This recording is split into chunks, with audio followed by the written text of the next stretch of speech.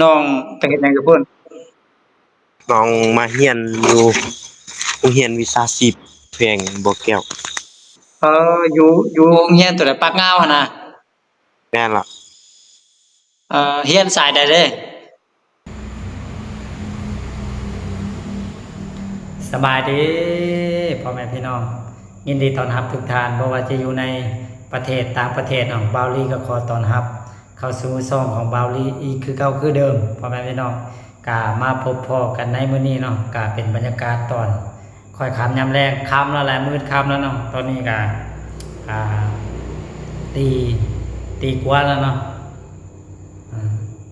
บ่แม่นตีกว่าพ่อแม่พี่น้องทุ่มกว่าเนาะ ก็บาวลีมาเฮ็ดคลิปนี้ก็เพราะว่ามีทางน้องชายคนหนึ่งพ่อแม่พี่น้องเพิ่นแอดมาเป็นเพื่อนเฮาทาง Facebook เนาะก็คือน้องบุญคงพ่อแม่พี่น้องเฮาก็เห็นเพิ่นแอดมาเพิ่นก็ทักเข้ามาว่าสบายดีเนาะอ้ายลืมน้องแล้วบ่อ้ายอยู่ไสเดี๋ยวนี้นะก็ดีใจเด้ที่ว่าน้องบ่ลืมเฮานะยังทักกันเข้ามาเนาะเฮาเห็นข้อความทักเข้ามาทาง Messenger เนาะก็เลยว่าฟ้าวกดโทรกลับไปนะเพราะว่าเบิ่งรูปโปรไฟล์เป็นรูปของน้องบุญคงนะเพราะว่าหลายครั้งหลายคราวเข้าไปทางบ้านของน้องบุญคงก็บ่เห็นน้องเนาะก็เลยว่าบ่ฮู้ว่าน้องไปทางใดนะเนาะพอดีมื้อนี้มี Messenger เข้ามาก็เลยว่าอยากโทรไปหาน้องเบิ่งแล้วก็จะมาอัปเดตให้พ่อแม่พี่น้องได้รับชมนำกันเนาะว่าตอนนี้น้องบุญคงอยู่ไสเป็นจังใดเนาะชีวิตการเป็นอยู่ในตอนนี้นะไปฮอดไสแล้วการทำการเรียนนะก็อยากพาพ่อแม่พี่น้องเข้าไปติดตามรับชมแล้วก็ไปไปร่วมน้ำน้องบุญคงนั่นเนาะว่าเป็นจังใดนะก็บ่เห็นโดนเติบพ่อแม่พี่น้องโอเคเป็นจังใดเนาะเฮาก็จะพากันเข้าไปไปร่วมไปถามข่าวน้องบุญคงพร้อมๆกันเนาะ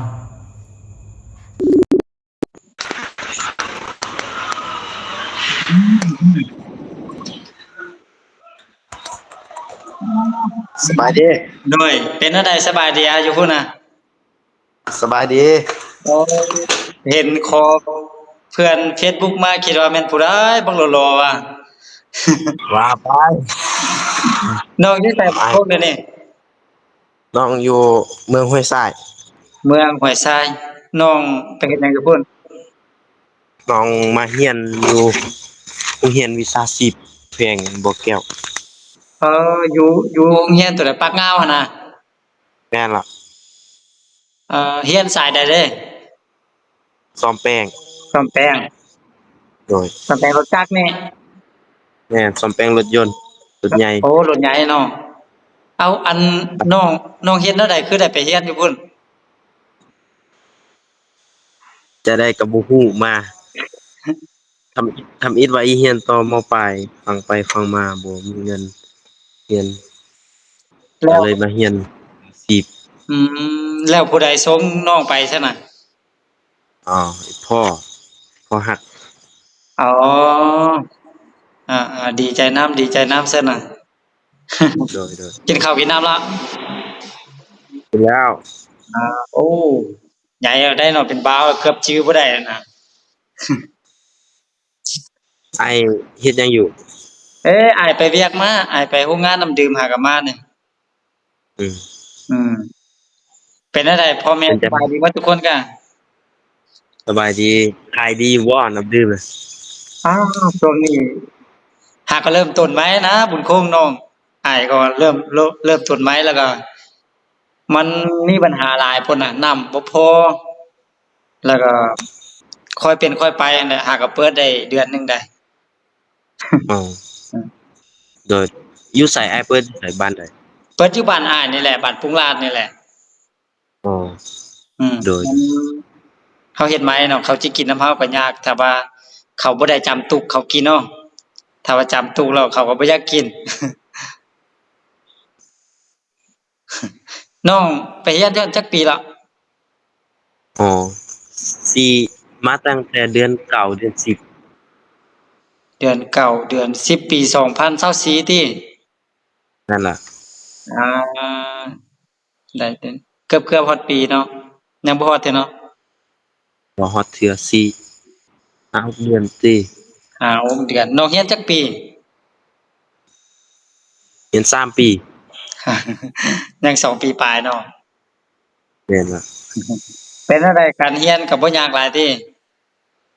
ก็ก็บ่ยากปานใดก็พอได้อยู่เนาะแม่นล่ะอ่าไปไปอยู่พุ่นนี่น้องอยู่จั่งใดอยู่หอพักในหรือว่าอยู่หอพักนอกอยู่ห้องพักในอ๋อหอพักในแล้วการกินการอยู่เด้เฮ็ดแนวใดโรงเรียนเลี้ยงหรือว่าแนวใดอ๋อกินกลุ่มตนเองโอ้กลุ่มตัวเองอะแม่นล่ะโรงเรียนบ่ได้เลี้ยงโรงเรียนมีแต่อันแบบเขาเอิ้นว่าเงินค่าเบี้ยเลี้ยงเดือนเดือนหนึ่ง200,000กีบอืมดีแล้ว3 เดือนเขาจ่ายเทื่อหนึ่งอ๋อแล้วก็ค่าบำรุงรักษาอิหยังๆก็เทื่อประมาณ4-5แสนนี่แหละอ๋อ4-500,000ก็ประมาณถ้าตีเป็นเงินไทยก็ประมาณ800เนาะฮอดแม่นล่ะประมาณนั้นเนาะแม่นอาโอ้ถ้าว่าสิกินแต่เงินอันนั้นเลยก็บ่ไหวเด้อเนาะ อืมสามสาม3 เดือนดูเขาจึงจ่ายเทื่อหนึ่งโอ้3 เดือนเนาะสมมุติว่า500,000ซื้อหมีแก๊ส1 2แก๊สก็สิหมดแล้วนี้โอ้มีก็กัดหนึ่งก็แสนปลายแล้วแม่นเนาะก็ได้มายามบ้านอยู่อะตั้งแต่ไปอะบ่ได้กลับมาเทื่อยังบ่ได้มาจากบ้านเนาะมีหมู่หลายอยู่ติไปพุ่นน่ะโอ้ก็หมู่มาบ้านนำกันมาแต่คนเดียวมานำกัน2 คนแล้วก็มามีรุ่นอ้ายแด่หมู่เรียนห้องเดียวกันแด่3 คนอยู่นำกันเป็นแนวใดน้องอยู่พุ่นก็บ่ขาดบ่เหลือขาดสนบ่หรือว่าแนวใดยุ่งยากบ่ก็ก็มีอยู่บางเวลาแต่ก็ส่วนน้อยนั่นแหละอาดีใจแล้วฉันก็คิดว่ายังอยู่บ้านฮู้คือว่ามิดกิ๊บอยู่คือว่าบ่เห็นจักเทื่อไปทางนั้นก็บ่เห็นน้องโอ้น้องซัดหาอ้ายแต่โดนแล้วแอดเป็นเพื่อนแล้วก็ซัดหาเลยบ่น้องซัดตั้งแต่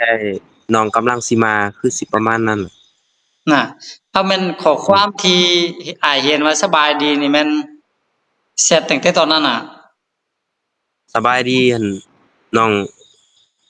น้องซัดแล้วน้องตัวใหม่หั่นน่ะน้องซัดตัวใหม่อ๋อตัวเก่าลบทิ่มแล้วอ๋อตัวนี้มันตัวใหม่ตินั่นแหละเออ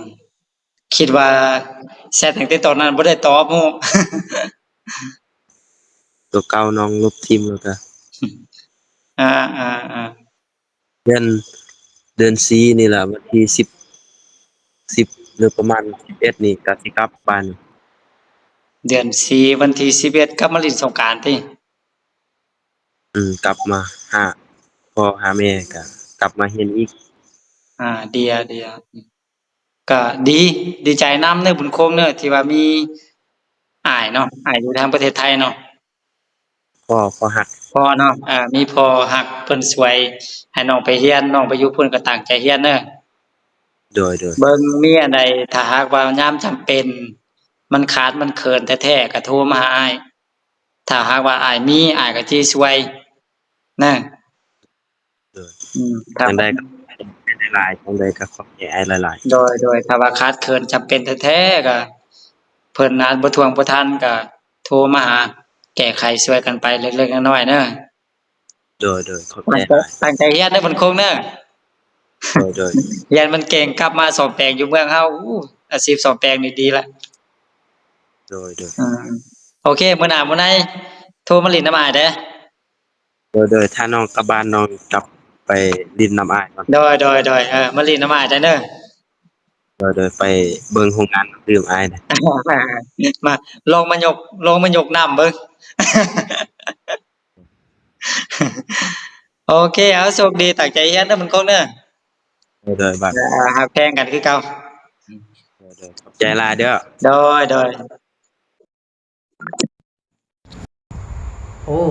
โอเคพ่อแม่พี่น้องได้ฮู้เรื่องฮู้ราวเป็นที่เรียบร้อยเนาะตอนนี้น้องบุญคงเป็นจังใดอยู่จังใดนะตามที่อู่เฮาลมเนาะนำน้องบุญคงกะน้องใหญ่ขึ้นหลายเนาะเป็นเบาอ่าใหญ่อะไรเนาะก็ตามเบิ่งสีหน้าท่าทางเสียงปากเสียงเบาเนาะก็เป็นผู้ใหญ่หลายขึ้นก็ในเมื่อ2-3 ปีก่อนพ่อแม่พี่น้องเนาะเพราะบ่แม่น2-3 ปีก่อนปี1-2 ปีก่อนนั้นนี่เนาะเขาเคยเข้าไปหาน้องอยู่เรื่อยๆเนาะก็ตอนนั้นน้องอยู่ประมาณม.3 เนาะม.3 ขึ้นมาม.4อะนะก็บาวลีก็มีหลายเวียกหลายงานเลยก็เลยบ่ได้เข้าไปใกล้ชิดติดแทนเพราะปานใดเนาะตั้งแต่เฮ็ดเฮือนให้น้องแล้วพุ่นน่ะเนาะก็เฮือนเพิ่นก็บ่ธรรมดาใหญ่เติบซึ่งมีผู้ใหญ่ใจบุญเนาะเพิ่นได้ซัพพอร์ตมาให้เฮาเป็นสะพานบุญเนาะก็คือสิ่งอุปกรณ์ต่างๆเนาะนับตั้งแต่ดินบล็อกปูนไม้แล้วก็สังกะสีเนาะแต่ว่าค่าแรงงานมันให้ทางน้องบุญคงกับพ่อของน้องเป็นผู้เฮ็ดนะเนาะก็เฮือนเพิ่นก็แล้วเนาะสำเร็จเป็นที่เรียบร้อยเนาะก็ดีใจนำน้องบุญคงที่ว่าได้เฮือนอยู่ในตอนนั้นเนาะหลังจากนั้นเฮาก็บ่ได้ไปหาน้องโดนเติบเนาะก็จนมื้อนี้น้องบุญคงก็ได้แชทมาหาเฮาเนาะเพิ่นแชทมาทาง Messenger เนาะเพิ่นทักทายสบายดีกันเข้ามาแล้วก็ถามข่าวนำเฮานี่แหละว่าเป็นจังไดตอนนี้อ้ายไปอยู่ไสนะบาวดีก็แปลกใจเนาะเบิ่งเข้าไปส่องเบิ่งโปรไฟล์ก็คือเป็นทางน้องบุญคงเนาะก็เลยเฝ้าโทรกลับไปเพราะว่าอยากฮู้กำลังอยากฮู้เลยนะว่าน้องบุญคงมันอยู่ไสนะตอนนี้เนาะพอดีโทรไปถามข่าวได้เรื่องก็อยู่ประมาณนี้ตอนนี้น้องบุญคงมันไปเรียนอยู่โรงเรียนวิชาชีพอยู่ตัวแขวงบ่อแก้วเนาะเชียงว่าแขวงบ่อแก้วนี่มีโรงเรียนวิชาชีพอยู่1แห่งเนาะอยู่ที่ตัวแขวงพุ่นแล้วเนาะกายตัวแขวงไปน้อยนึงเนาะเข้าไปทางเมืองต้นพึ่งมันจะมีโรงเรียนวิชาชีพอยู่บนหันเนาะกะตอนนี้น้องบุญคงหัน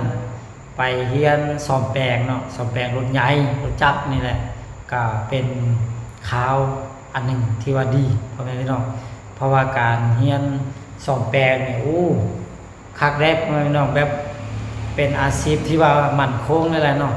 ตอนนี้ก็คือดังเที่ยวนํกันนะถ้าว่าเฮาไปเรียนตัวอื่นมานะบ่ว่าจะเป็นครูเป็นอีหยังต่างๆนะเฮาจบออกมาเฮาก็บ่แน่ใจว่าเฮาจะได้เฮ็ดเวียกงานทำบ่เนาะเพราะว่าตอนนี้นักเรียนนักศึกษาที่จบมามันก็หลายพ่อแม่พี่น้องการเซ็งรัฐกรมันก็มีหลายคนเนาะมีหลายคนถ้าบ่เก่งแท้ๆก็คือเข้าบ่ได้เนาะก็อันนี้ไปเฮ็ดซ่อมแปลงนี่ถ้าว่าจบออกมาปุ๊บถ้าบ่มีทุนสร้างห้านสร้างหยังตั้งห้านตั้งหยังนะก็ไปเป็นซ่อมแปลงให้กับห้านใดห้านหนึงก็ได้พ่อแม่พี่น้องถ้าว่าเฮาสามารถเฮ็ดได้เนาะสามารถไปอยู่แต่ละห้านแล้วก็กินเงินเดือนนำเพิ่นเนาะก็ได้แต่ว่าถ้าหากว่ามีทุนมีฮ้อนเนาะจบออกมาปุ๊บคือจังน้องบุญคงเนาะอยู่เขตบ้านนั่นน่ะห้านซ่อมแปลงรถจักรรถใหญ่นี่บ่มีพ่อแม่พี่น้องเนาะห้านซ่อมแปลงรถจักรนี่ถ้าว่าตั้งขึ้นมานี่ก็ถือว่าพออยู่พอกินแล้วแหละเนาะเปลี่ยนยางบ่ซ่อมแปลงรถจักรเนาะเพราะว่าคนใช้หลายพ่อแม่พี่น้องรถจักรเรื่องมอเตอร์ไซค์เนาะแต่ว่าถ้าว่าเป็นรถใหญ่หรือว่ารถยนต์นี่ถ้าว่าอยู่เขตบ้านน้องนี่จะบ่ค่อยมีพ่อแม่พี่น้องเฮาจะต้องมาซ่อมแปลงอยู่เขตในเมืองก็คือเขตตัวเมืองผาอุดมที่เมืองน้องอยู่นี่เนาะหรือว่าไปเป็นไปเฮ็ดเวียกให้ห้านซ่อมแปลงอยู่ตกแขวงอันนี้ก็แฮ่งดีคนแฮ่งต้องการหลายพ่อแม่พี่น้องเพราะว่าเพิ่นก็ซอกหาคนที่ยังซ่อมแปลงว่านี่ยังขาดยังเกินอยู่พ่อแม่พี่น้องถ้ามีงบมีทุนในอนาคตเนาะก็สร้างเป็นห้านตัวเองนี่ดีพ่อแม่พี่น้องอนาคตนี่ยาวไกลจะบ่อื่นบ่ยากแน่นอนเพราะว่าบาลีก็เห็นหลายคนที่เรียนซ่อมแปลงมาเนาะก็ได้ดีบ่ได้พ่อแม่พี่น้องถ้าว่าตั้งใจเนาะขยันอดทน มันอดทนขยันมันเพียรเนาะแบบซ่อมแปลงแบบจริงจังนะเนาะเฮ็ดให้ลูกค้าประทับใจเนาะก็ได้ดีหมดทุกคนพ่อแม่พี่น้องเนาะอีกอย่างสีมือเนาะสีมือในการซ่อมแปลงก็ให้มันมาตรฐานนี่ลูกค้านี่กลับมาใช้บริการอีกแน่นอนพ่อแม่พี่น้องเนาะตามที่เอาเบิ่งอยู่ในตัวเมืองเฮาแล้วก็อยู่บ่อนหลายๆบ่อนเนาะกะบาลีก็ยังคิดเด้พ่อแม่พี่น้องตอนนั้นบาลีไปเรียนเนาะเรียนครูคณิตศาสตร์พ่อแม่พี่น้องบาลีเรียนเนาะจบมาก็โอ้มันยากเนาะคือครูคิวบ่ครูดอยบ่สิก็ไปเรียนครูหมดพ่อแม่พี่น้องแต่ว่าออกมามันก็ยากเนาะในการเฮ็ดเรียนเหตุการณ์นี่นะก็เลยว่าคิดคือกันได้กับครูคิวลงกันว่าป้าเฮาน่าจะไปเรียนซ่อมแปลงนะซ่อมแปลงหรือว่าเรียนซ่อมแปลงโทรศัพท์เรียนแปลงตู้เย็นทีวีประเภทนี้จะมีรายได้คักกว่าพ่อแม่พี่น้องเนาะสามารถอยู่ได้ก็ยังเสียดายอยู่เด้พ่อแม่พี่น้องเนาะลงกับครูคิวอยู่ก็บ่เป็นหยังพ่อแม่พี่น้องเนาะเฮาก็ได้ผ่านมาแล้วอย่างน้อยๆเฮาก็ได้ประสบการณ์เนาะประสบการณ์ในการดำรงชีวิตในการใช้ชีวิตเนาะเหตุและผลต่างๆนะก็มาวันนี้กับบาวลีก็ดีใจนำน้องบุญคงเนาะที่ว่ามีทางพอหักหรือทางประเทศไทยที่ช่วยสนับสนุนทางน้องบุญคงเนาะให้มีการทำเฮียนที่ดีเนาะก็บางว่าน้องจะมีอนาคตที่ดีถ้าหากว่าเรียนจบในสายนี้เนาะขอขอบคุณขอบใจเด้อสำหรับพออยู่ทางประเทศไทยที่ช่วยทางน้องบุญคงเนาะก็ขอให้พอจงมีสุขภาพแข็งแรงปราศจากโรคภัยไข้เจ็บนอนรับกับคอยได้เงินหมื่นนอนตื่นก็ขอให้ได้เงินแสนแบบนี้ก็ขอให้ได้เงินล้านสาธุโอเคพ่อแม่พี่น้องสำหรับคลิปนี้เนาะบาวลีก็จะได้ขอตัวลาไปก่อนแล้วพบกันใหม่ในคลิปต่อไปส่วนมาจะเป็นคลิปใดและยุใส่ก็อย่าลืมให้กำลังใจกันคือเก่าคือเดิมเนาะสำหรับคลิปนี้ขอขอบคุณขอบใจทุกท่านที่เข้ามาติดตามรับชมแล้วก็ให้กำลังใจเนาะตั้งแต่ต้นจนจบขอให้ทุกท่านที่มารับชมคลิปนี้จงมีแต่ความสุขความสีวิไลเจริญก้าวหน้าในหน้าที่การงานทุกประการเนาะโอเคเราพบกันไหมเนาะในคลิปต่อไปส่วนว่าจะเป็นคลิปใดและยุใส่ก็อย่าลืมให้กำลังใจกันคือเก่าคือเดิมสำหรับคลิปนี้บาวลีขอตัวลาไปก่อนเนาะแล้วพบกันไหมสบายดี